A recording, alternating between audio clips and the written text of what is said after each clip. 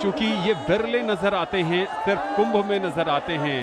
बाकी आश्चर्यों को आप अपनी सुविधा के अनुसार, ये दृश्य ऐसे हैं जो सिर्फ और सिर्फ कुंभ में ही नजर आते हैं। इसलिए इनका महात्म्य, इसलिए इनकी विशेषता और भी विलक्षण हो जाती है। मुझे बहुत दिलचस्प ये लगा कि देखिए आप श्रद्धालुओं को देख रहे हैं और वो दूरदर्शन के कैमरे जहाँ जहाँ उन्हें दिख रहे हैं वहाँ वेव करते दिखाई दे रहे हैं। वो जानते हैं कि पूरी दुनिया इस वक्त उन्हें देख रही है, लेकिन यही उत्साह नागा साधुओं में देखने को मिल रहा है। ये बहुत दिलचस्प तस्वीर है। नागा साधु भी इस वक्त कैमरे की तरफ कभी अपना त्रिशूल, कभी अपना डमरू दिखाते हुए और वेव करते हुए दिखाई दे रहे हैं। और पूरी दुनिया इन तस्वीरों को इस वक्त दूरदर्शन के माध्यम से देख रही है, दूरदर्शन के सभी प्लेटफॉर्म्स पर देख रही है, चाहे वो यूट्यूब चैनल हो, हमारा OTT प्लेटफॉर्म हो, दूरदर्शन राष्ट्रीय के माध्यम से देखना हो। पूरे देश और दुनिया में तस्वीरें जा रही, बहुत ही सुंदर, कलरफुल।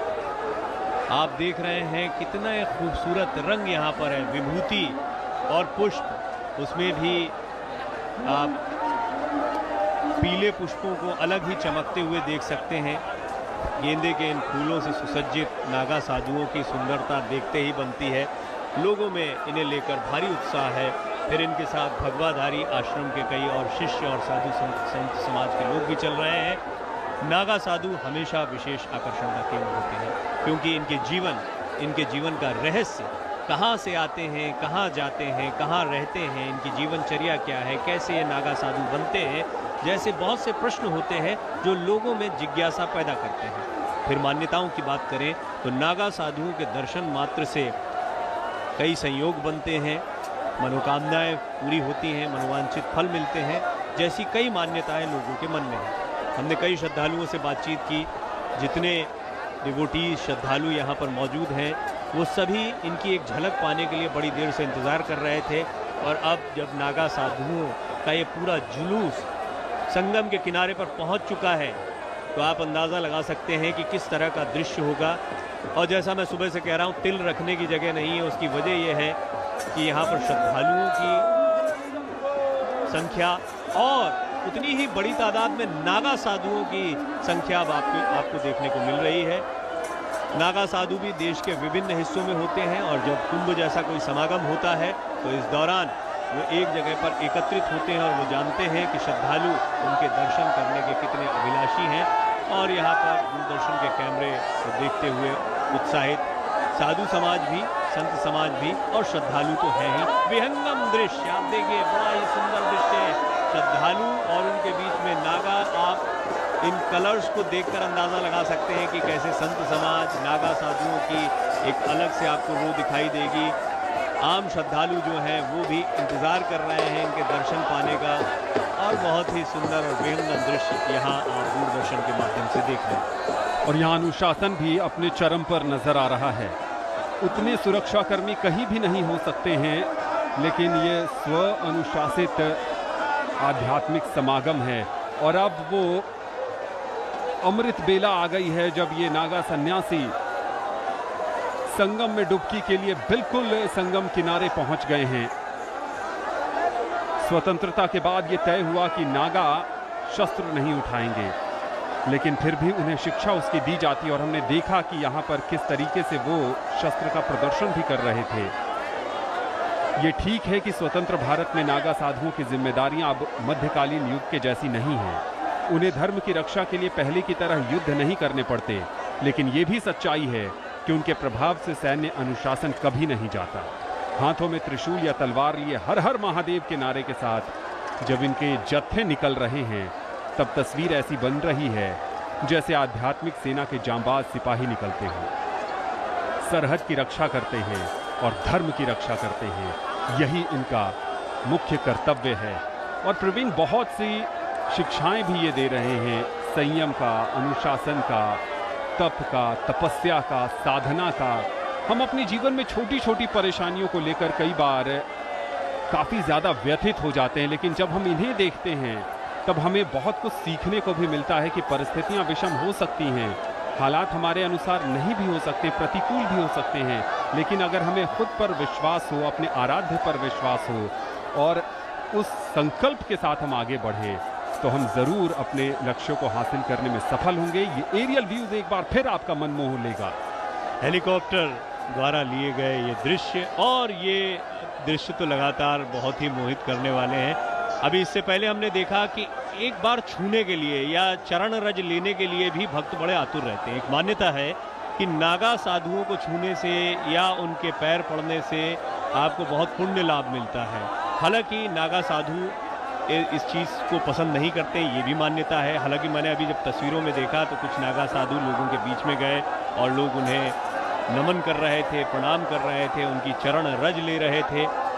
ये भी अपने आप में बताता है कि इस कुंभ को लेकर जितने श्रद्धालु उत्साहित हैं, उतने ही उत्साहित आपको साधु संत समाज भी दिखाई दे रहा है।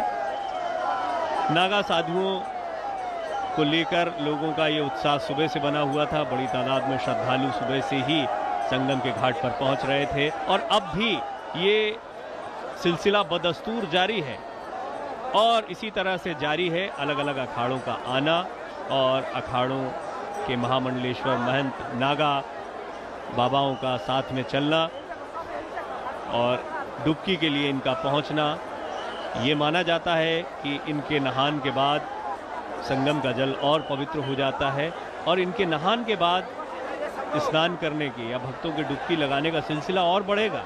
यानी अभी आप श्रद्धालुओं की संख्या को प्रयागराज में संगम के तट पर और बढ़ते हुए देखेंगे और ये बहुत ही सुंदर दृश्य, कुछ ऐसी तस्वीरें जो आपको महाकुंभ 2025 की इस भव्यता के विषय में बताती हैं। लोगों में उत्साह बरकरार है। सुबह से ही बड़ी तादाद में देश भर के कोने कोने से श्रद्धालु प्रयागराज पहुंच रहे हैं और इस सब के बीच में संत समाज कल्पवासी जो यहीं टेंट सिटी में रहते हुए पूरे मास, पूरे कुंभ भर यहीं पर रहने वाले हैं और इसकी व्यवस्था यानी एक तरह से उनके लिए घर गृहस्थी छोड़कर कल्पवास करना, गंगा के किनारे रहना ही सब कुछ है और यहीं वो अपनी जीवनचर्या को आगे बढ़ा रहे हैं। अपने शिष्यों के साथ में महामंडलेश्वर और मठों के अधिपति भी स्नान के लिए आगे बढ़ रहे हैं। आज मकर संक्रांति का दिन है और इस दिन स्नान का विशेष महत्व सभी के लिए है। संत समाज का स्नान होता है, इसलिए इसे अमृत स्नान का नाम दिया गया है। जिसे पहले शाही स्नान भी कहा जाता था, लेकिन अब इसका नाम अमृत स्नान है। और अमृत स्नान के लिए जब संत समाज पहुंचता है तो उसके बाद में श्रद्धालुओं में और आस्था डुबकी को लेकर बढ़ती है। अभी आप देखेंगे कि जैसे ही यहाँ से साधु संत समाज या अलग अलग अखाड़ों का प्रवेश होता जाएगा, उनका स्नान होता जाएगा, श्रद्धालुओं में स्नान को लेकर एक होड़ देखने को मिलेगी। हालांकि व्यवस्था जिसका जिक्र अभी आनंद कर रहे थे वो बड़ी चाक चौबंद है। हाँ, ये बात सही है कि बड़ी तादाद में जब लोग होते हैं तो ये उमाकांतानंद सरस्वती जी हैं। बड़ी अद्भुत वार्ता मेरी इनसे रही। मुझे सौभाग्य मिला जब मैं प्रयागराज आया तो उनसे बात करने का। महामंडलेश्वर हैं और गायत्री पर इन्होंने काफ़ी कार्य किया है आनंद। तो ऐसे कई बड़े साधु संत समाज के लोग हैं जो समाज के लिए विशेष रूप से समर्पित और कार्यरत हैं। सामाजिक चेतना, सनातन धर्म की चेतना को विश्व भर में आगे बढ़ाने का कार्य कर रहे हैं। नागा सन्यासियों का आकर्षण पूरा मन को मोह रहा है, चाहे जो लोग यहाँ हैं और जो लोग टेलीविज़न सेट्स के माध्यम से देख रहे हैं। अपनी बैरागी दुनिया को छोड़कर कुंभ के समय जब ये हमारी पूंजीवादी दुनिया में आते हैं नागा सन्यासी, हम भले अपनी उत्सुकता के कारण इन्हें देखकर खुश होते हैं, लेकिन इन्हें हमारी मौजूदगी से कोई फर्क नहीं पड़ता। ये तो बस अपनी धुन में गंगा में डुबकी लगाने को आतुर होते हैं, संगम में डुबकी लगाने को आतुर होते हैं। और गंगा से इनका प्रेम यूं ही नहीं है, इनका गंगा प्रेम कितना निश्चल है इसका प्रमाण तो इस बात से ही मिलता है कि गंगा से मिलन के लिए ये साधु कोसों कोस की दूरियां तय कर चले आते हैं। और पुरानी कथा भी है कि प्रयाग में भागीरथी का जब सूर्यपुत्री यमुना से मिलन होता था तब अपनी उग्र प्रवृत्ति के कारण गंगा ने यमुना से मिलने से इनकार कर दिया था। लेकिन इस इनकार के बाद त्याग और समर्पण का परिचय देते हुए भागीरथी की बड़ी बहन यमुना ने संगम पर अपना अस्तित्व मिटा लिया, जिसके बाद वहाँ केवल गंगा का अस्तित्व रह गया। क्योंकि गंगा शिव को प्रिय है, उनकी जटा में है और ये नागा सन्यासी शिव के परम भक्त हैं। और यहाँ पर संगम का ये जो दृश्य है वो आपको ऐसा लगता है कि शायद आपको आवाज दे रहा है, आपको बुला रहा है कि आप जहां कहीं भी हैं इस विहंगम दृश्य को देखने, इसका साक्षी बनने और इसको आत्मसात करने के लिए आप संगम तट पर आइए। दूरदर्शन के माध्यम से हम आपको लगातार महाकुंभ 2025 का विशेष प्रसारण दिखा रहे हैं। मकर संक्रांति के अवसर पर अमृत स्नान लगातार जारी है।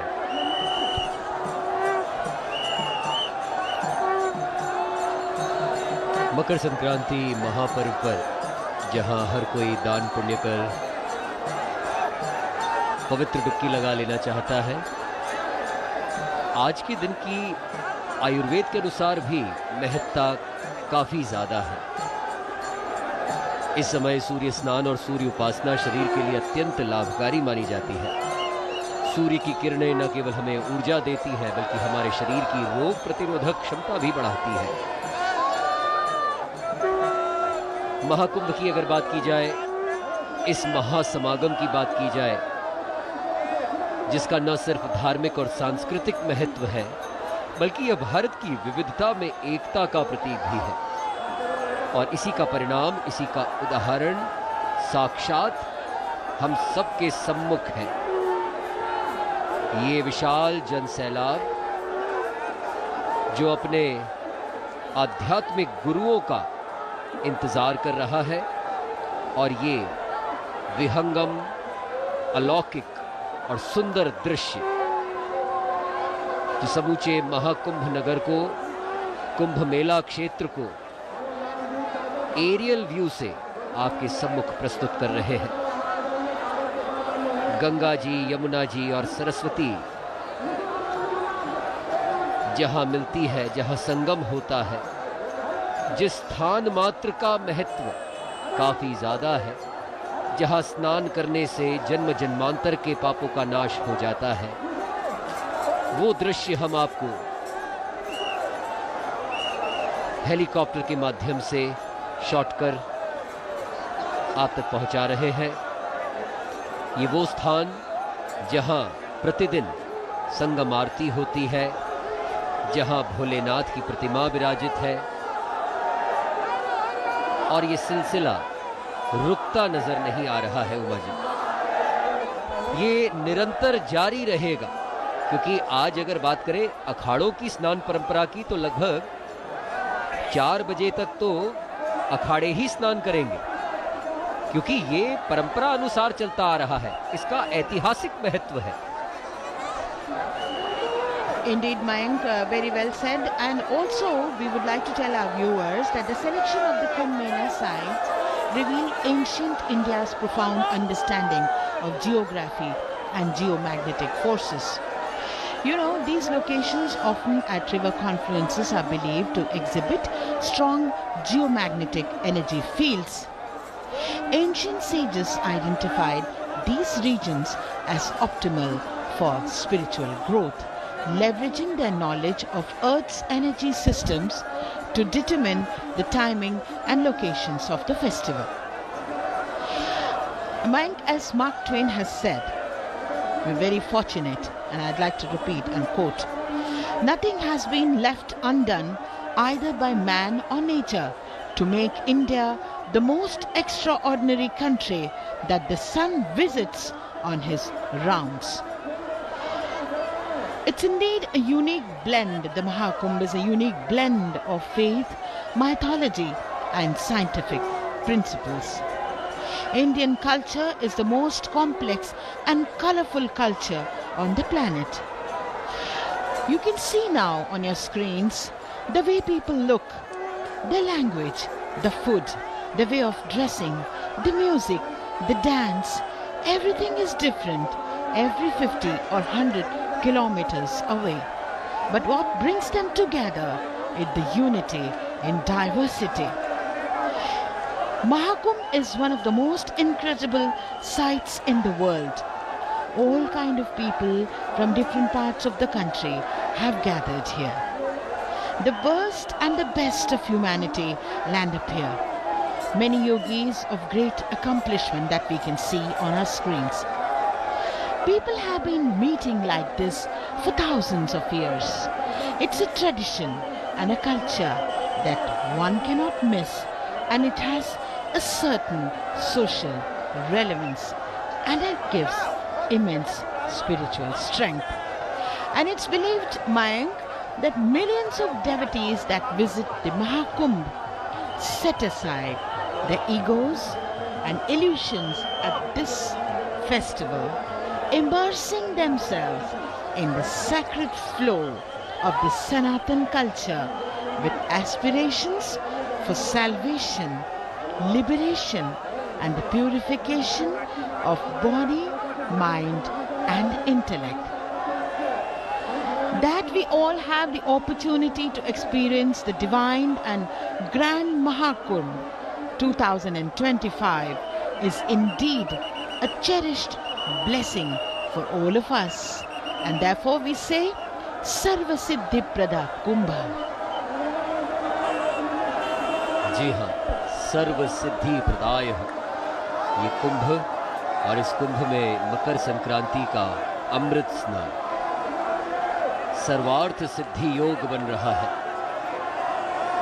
सूर्य नारायण के दर्शन नहीं हो पा रहे हैं, लेकिन जो इंद्रदेव के द्वारा हल्की हल्की बारिश की बौछार की जा रही है, मानिए इंद्रदेव भी शामिल हो रहे हैं इस पवित्र स्नान में। मानिए कि माता प्रकृति अपना आशीर्वाद दे रही है हम सभी को, और ये शस्त्र विद्या में निपुण धर्म के रक्षक साधु सन्यासी जो अपनी शस्त्र विद्या का प्रदर्शन करते हुए नजर आ रहे हैं, हर ओर कुछ न कुछ रोमांचक है।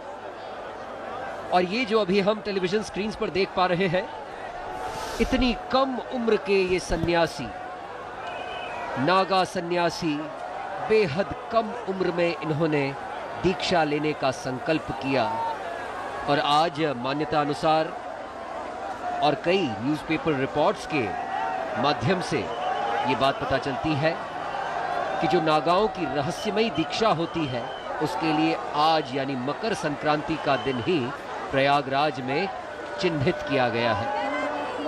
यानी आज ही के दिन नागा साधुओं की कुंभ मेले के दौरान होने वाली दीक्षा आयोजित की जाएगी। नगाड़ों का वादन करते हुए, डमरू बजाते हुए, त्रिशूल हवा में लहराते हुए ये नागा साधु संदेश दे रहे हैं कि ये उत्सव है मनुष्य का प्रकृति से मिलन का। ये प्राकृतिक सौंदर्य अपने आप में समेटे दृश्य जो दूरदर्शन राष्ट्रीय, इसी के साथ दूरदर्शन के YouTube चैनल और प्रसार भारती के OTT प्लेटफॉर्म वेव्स पर आप निरंतर देख पा रहे हैं और इसका आनंद ले पा रहे हैं, क्योंकि ये आनंद का उत्सव है, ये धर्म का महायज्ञ है जिसमें हम सब अपनी अपनी प्रत्यक्ष हो चाहे परोक्ष हो आहुति दे पा रहे हैं। इतना विशाल जन सैलाब, इतनी बड़ी संख्या में साधु, धर्मगुरु और संतगण और उनकी सुरक्षा हेतु मुस्तैद rapid action force, NSG commandos, Uttar Pradesh police के साथ समूचे भारत से बुलाया गया पुलिस बल। ये दृश्य है एरियल व्यू, जो अलग अलग विशालकाय शिविर और कैंप्स लगाए गए हैं धर्मगुरुओं के, मेला प्राधिकरण का, साथ ही इस महाकुंभ 2025 का विशेष आकर्षण कह लीजिए या एक बड़ी सुविधा जो शासन के द्वारा, जो मेला प्राधिकरण के द्वारा इस वर्ष मुहैया कराई गई है, और वो है कंप्यूटरीकृत खोया पाया केंद्र। पूरी तरह से आर्टिफिशियल इंटेलिजेंस से लैस ये खोया पाया केंद्र, जहां कोई वस्तु या व्यक्ति की खो जाने की जानकारी अगर प्रदान की जाती है तो बेहद हाईटेक ढंग से समूचे मेला क्षेत्र में लगाई गई LED स्क्रीन्स पर उस व्यक्ति की छाया चित्र को प्रदर्शित किया जाता है। और कल के न्यूज़पेपर के अगर आंकड़ों की बात करें तो हजारों की संख्या में कल लोग अपने परिजनों से बिछड़ गए, लेकिन कुछ ही समय में उन्हें उनके परिजनों से मिलवा दिया गया। तो ये शक्ति है टेक्नोलॉजी की, तकनीक की, ये शक्ति है आर्टिफिशियल इंटेलिजेंस की, और इसी तकनीक की शक्ति को धर्म और अध्यात्म की शक्ति से मिलाने का काम कर रहा है ये विशाल धार्मिक समागम, ये महायज्ञ, ये महाकुंभ 2025 जो तीर्थराज प्रयाग में आयोजित किया जा रहा है। और इस वक्त जो नज़ारे हमारे दर्शकों तक संप्रेषित हम कर रहे हैं, नौका के माध्यम से एक स्थान से दूसरे स्थान तक श्रद्धालु जा पा रहे हैं। अलग अलग घाट, जिसमें बलुआ घाट, अरेल घाट, झूसी घाट शामिल है, गौ घाट है, मनकामेश्वर घाट है। इन घाटों से नियत समय पर नौका विहार की सुविधा भी प्रदान की गई है। यानी श्रद्धालु या जो लोग इस महाकुंभ में शामिल होने के लिए प्रयागराज पहुंचे हैं, वो नाव के माध्यम से, बोट के माध्यम से संगम तक पहुंच सकते हैं और संगम स्नान कर पुण्य लाभ अर्जित कर सकते हैं। और ये महिलाएं जो आज मकर संक्रांति का दान, तिल का दान, गुड़ का दान आज करने का जो पुण्य मिलता है, वो जन्म जन्मांतर के पापों से आपको मुक्त कर देता है। कोई अपने साथ अपने ठाकुर जी को लेकर आया है पवित्र डुबकी लगाने के लिए, कोई सपरिवार सकुटुंब आया है पवित्र डुबकी लगाने के लिए। सबके अलग अलग भाव है, सबके मन में आस्था है, सबके मन में श्रद्धा और समर्पण का भाव है, उल्लास है, उत्सुकता है, हर्ष है। और देखिए ये उछलते कूदते और कैमरे की ओर वेव करते हुए जो धर्मावलंबी इस धर्म यज्ञ में पहुंचे हैं, सबके चेहरे से जो प्रसन्नता है वो देखते ही बनती है। सबसे अच्छी बात तो मयंक ये है कि आप इतने करोड़ों की तादाद